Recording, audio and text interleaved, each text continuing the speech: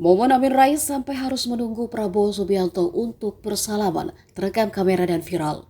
Saat itu, Menteri Pertahanan Prabowo menghadiri acara pernikahan anak Menteri Pertanian Amran Sulaiman di Jakarta. Setelah keluar dari mobil, Prabowo yang didampingi para ajudan kemudian berjalan masuk. Namun tak disangka, Amin Rais rupanya menunggu di samping mobil untuk bersalaman. Ketika Prabowo berjalan di depannya, Amin Rais mengadang ajudan agar bisa bersalaman dengan capres unggul tersebut.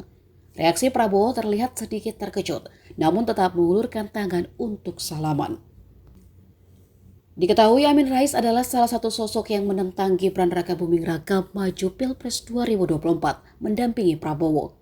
Amin Rais bahkan menyebut Presiden Republik Indonesia Joko Widodo sebagai dalang dinasti politik.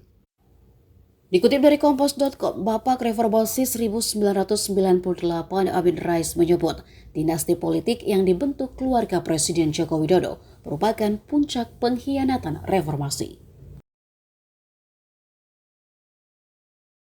Download Tribun X sekarang, menghadirkan lokal menjadi Indonesia.